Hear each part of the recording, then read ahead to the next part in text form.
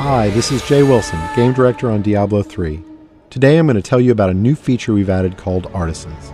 Artisans are special NPCs who help the player in his fight against Diablo by lending their skills as craftsmen. This is a concept of the blacksmith, the first artisan you'll encounter in Diablo III. You don't start the game with access to artisans. You discover them on your journey through Sanctuary. The loyalty of these craftsmen is not given freely, it has to be earned. When you encounter them in the game, you'll have to gain their trust and loyalty by being the hero that we all know you are. Once you've gained their trust, they will follow you throughout your adventures, aiding you any way that they can.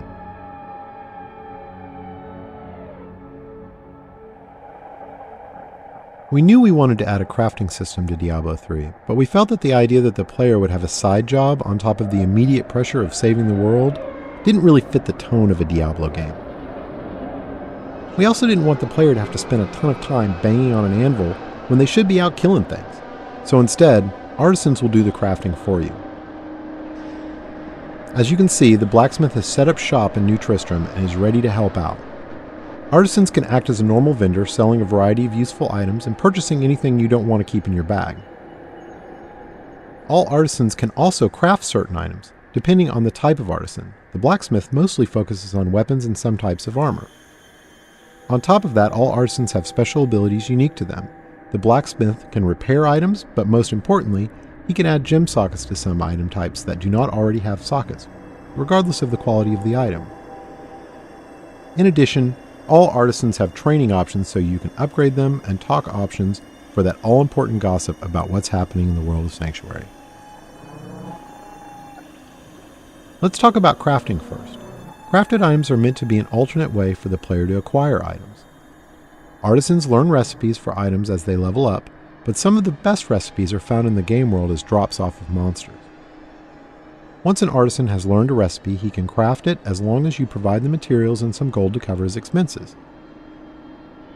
In keeping with Diablo tradition, we didn't want a crafting system that produced completely predictable items, so most items your artisan creates will have a series of set and random properties.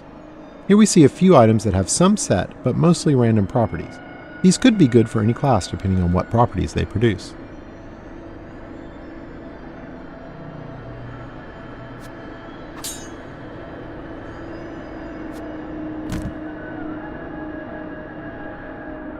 The main special skill of the blacksmith is his ability to add gem sockets to specific item types.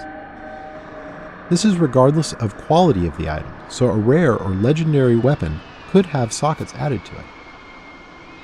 This allows gems to be used to a much greater degree in Diablo III than the previous games.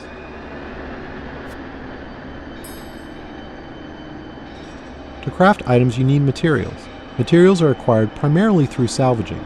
You can use a special artifact you acquire that allows you to break items down into materials that can be reused in the crafting process. This has a couple of advantages. Less trips to the vendor to sell items because you can easily break them down while you're adventuring, and any items you don't need you can recycle in the hopes that they can be turned into something better. Artisans can be improved over time. The artisan does this by using crafting materials you provide him to train and practice. As you can see, once you've acquired the right materials, the upgrade process is quick. The goal here is to put the time investment into acquiring the materials you need through fighting monsters, not have you spend tons of time in town with your vendor. One of the great things about artisans is that they are visualized in the world. As you can see, now that the blacksmith has leveled up, the look of his shop is improved.